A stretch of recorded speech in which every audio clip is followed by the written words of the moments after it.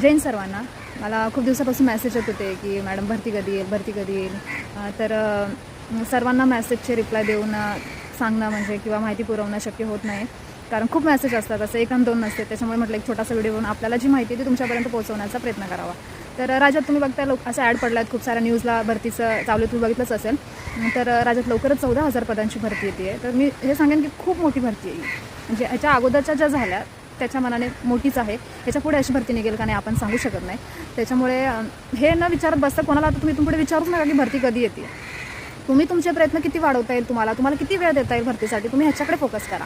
कारण जेव्हा भरती तोंडावरती येते तेव्हा काहीच सुचत नाही. लिटरली माझा अनुभव आहे, काही सुचत नाही आपल्याला की नेमकं करायचं काय, ग्राउंडला किती वेळ द्यावा, अभ्यासाला किती द्यावा. तर मी तुम्हाला हे सांगेन की सध्या जोपर्यंत आता जागा आल्या आहेत, किती जागा आहेत, इतर जिल्ह्यांच्या काही जिल्ह्यांच्या जागा डिक्लेअर झालेल्या आहेत, तसं ऑल ओव्हर भरती किती आहे ते कळवलेलं आहे. आता ॲड यायची बाकी आहे, गणपतीनंतर ती सुद्धा येईल.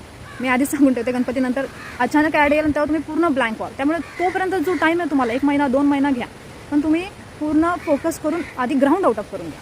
मी तर म्हणेन, कारण मुलांना खूप अवघड असतं ग्राउंडचं वगैरे. तर मुली दोन्ही मिळून तुम्ही ग्राउंड आधी आउट ऑफ करा, कारण ते आपल्या हातातले मार्क आहे. कारण आपल्या शरीराची ताकद लावायची आपल्याला, आपण ते करू शकतो, जिद्दीने करू शकतो. तर तुम्ही आधी ग्राउंड आउट ऑफ करून घ्या. कारण लेखीचं आपण सांगू शकत नाही की कोणता प्रश्न येईल किंवा काय येऊ शकत, हे कोणीच सांगू शकत नाही. तसं ग्राउंडचं नाही, कारण ग्राउंडचे आपल्या हातातले मार्क आहेत, ते आपल्यापासून कोणी येऊ शकतं. आपण जर प्रॅक्टिस केली तर ते आपल्याला पूर्ण ग्राउंड आउट ऑफ करता येतं.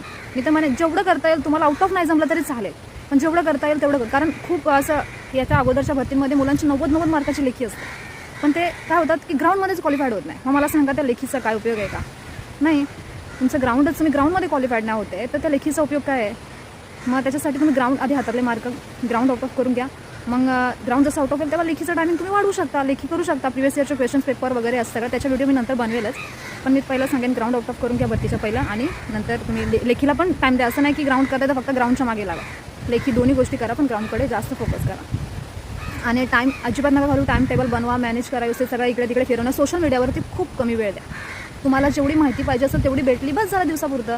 त्याच्या पलीकडे रील्स बघत बसणं हे सगळं करू नका प्लीज, कारण त्याच्यामध्ये आपल्याला कधी टाईम निघून जातो काहीच कळत नाही. भरतीच्या अपडेट्स भेटल्या बस झाल्या, तेवढं पुढे बंद. करंट अफेअर जे काही असेल ते बघायचं आणि बंद करायचं बस.